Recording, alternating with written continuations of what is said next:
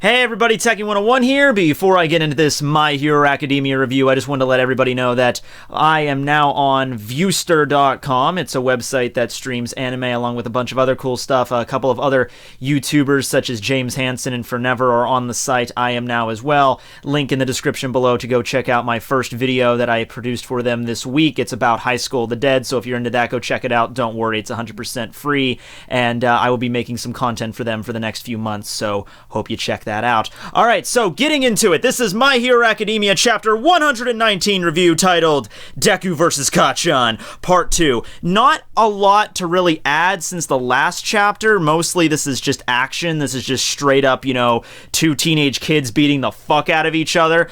We do get some more elaboration on exactly how Bakugou and Deku feels. Deku brings up, you know, right at the end of the last chapter, you know, he's like, okay, you know, I'm not trying to just dodge him anymore. I'm actually going to try to fight him now because this is what Bakugou wants. So he strikes the pose and he gets ready.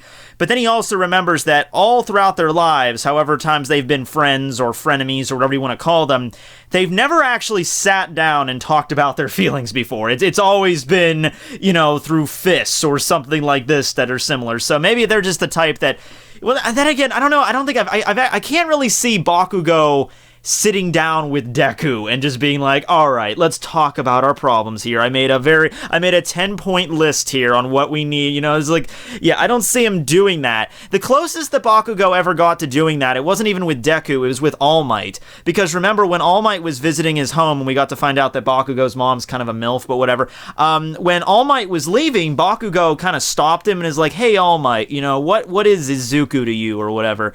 And if you actually think about it, that's the whole reason why, that's part of the reason why Bakugou is fighting Deku right now. Not the entire reason. He wants to see how much Deku grew and everything like that and see what really reevaluate, you know, how much of a threat he is or how strong he really is compared to himself. But the whole one of the reasons is he tried to ask All Might about what happened with his powers and Deku, and All Might just wouldn't tell him.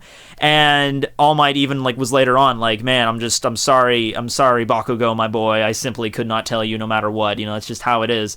So I don't know, if All Might would have sat down with Bakugou and told him about what's going on with Deku's ability, he doesn't even have to mention One for All, he doesn't even have to mention that, he could just say, yeah, I had a quirk and I gave it to Deku and blah blah blah, and maybe that would have resulted, because I mean, he figured it out anyway, so whatever. Anyway, they get into a fucking brawl here. What Bakugou's strategy here is that he knows how Deku is. He knows that Deku kind of figured out all Bakugou's traditional fighting techniques, so he's fighting a lot more erratically and a lot faster this time around. His reflexes have gotten a huge boost. Remember when they fought for the first time back in the Battle Test arc, when Bakugou didn't treat Deku seriously at all? He didn't even treat him like, you know, oh, this is going to be an easy victory and I get to beat the shit out of Deku.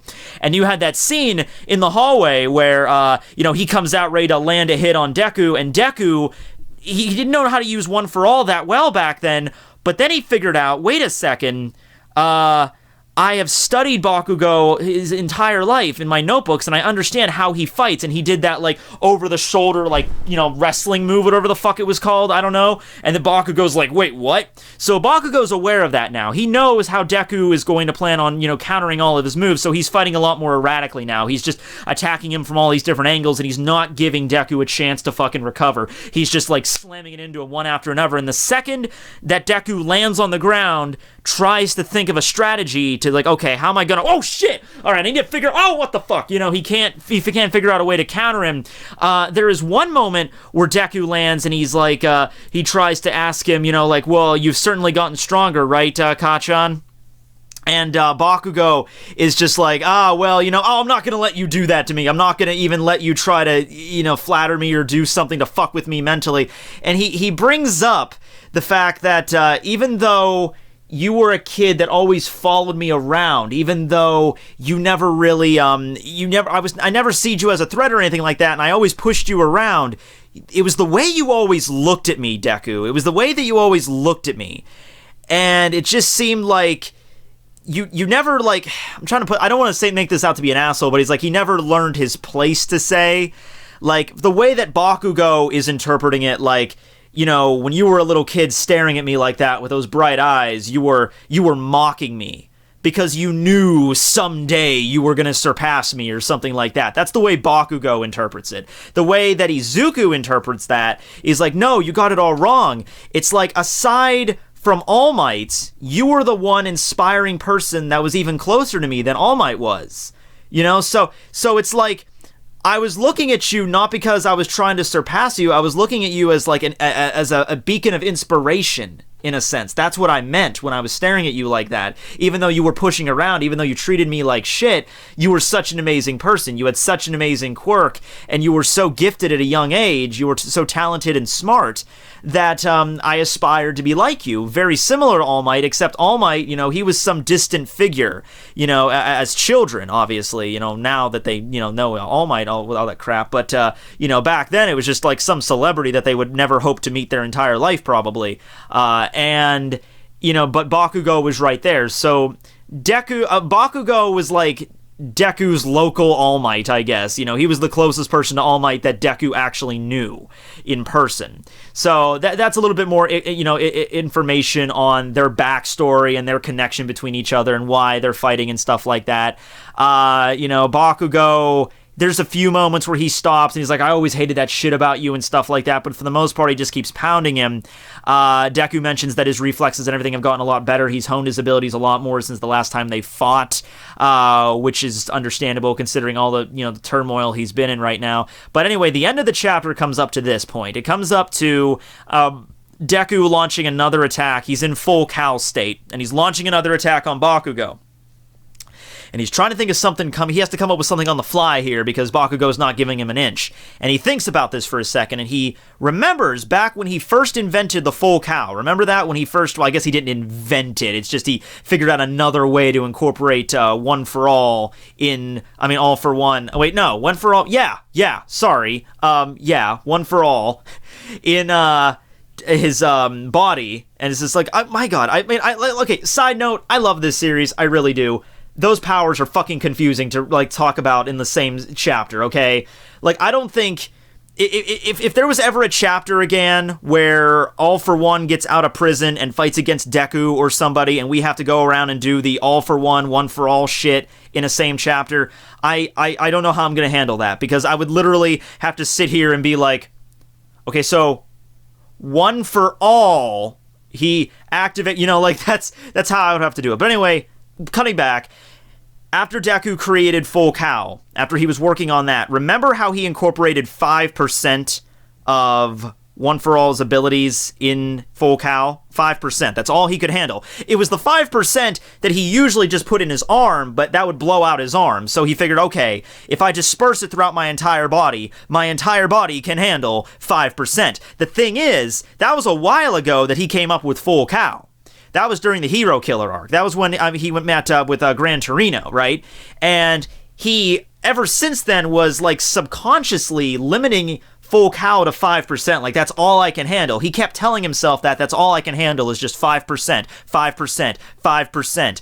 But he's trained and he's grown a lot since then. We had the arc with the the final exam arc, and then we had the Pussycats, you know, and the training arc and everything like that when they were attacked, and then the thing at Camino Ward, and then they were training, of course, for the provisional license exam. Then you have the provisional license exam itself. So Deku finally realizes, wait, maybe I can handle a little bit more than 5%. Maybe I can bolster up Full Cow's abilities a little bit. I can just let more power seep in. Because think of Deku's ability. Think of One for All as like he has this massive power reservoir at his disposal that he could call upon anytime he wants, but his body can only handle a certain amount of that.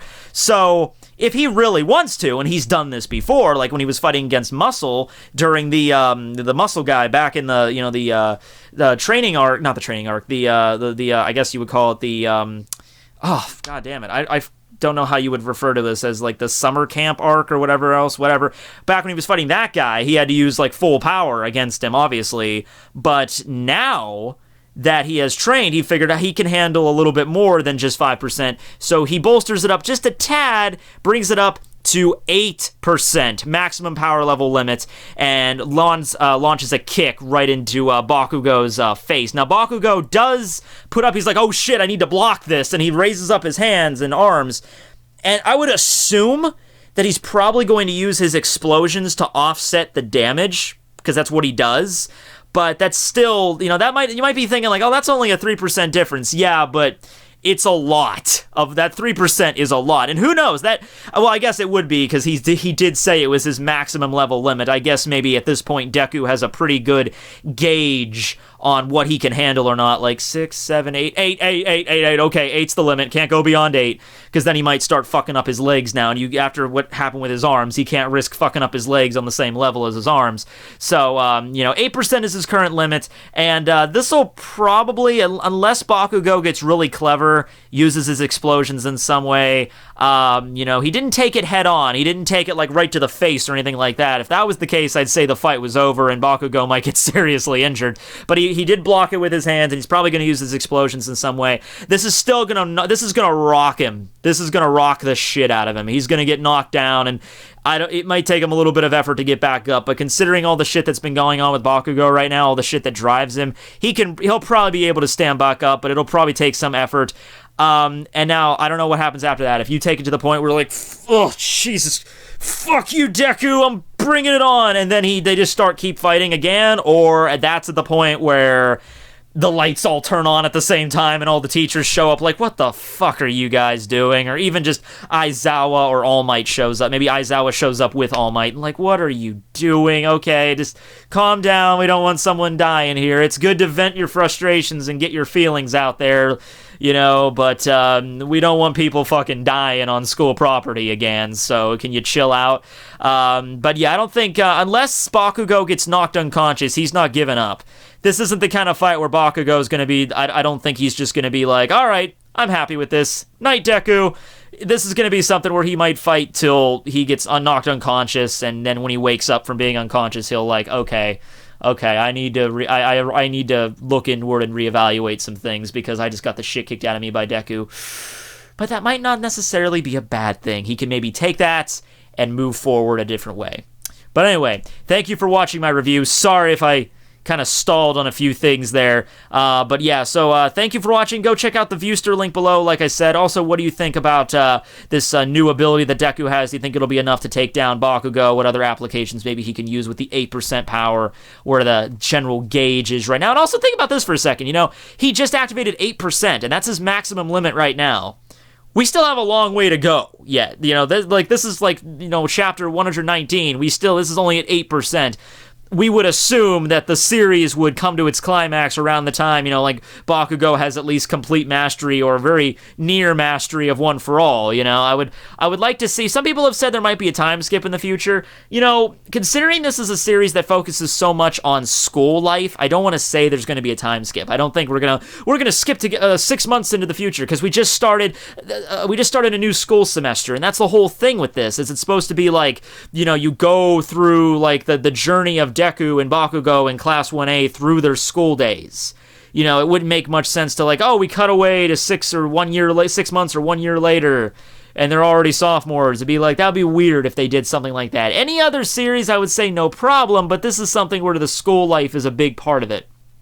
But anyway, thanks for watching, everybody. This will be Tekking, signing out.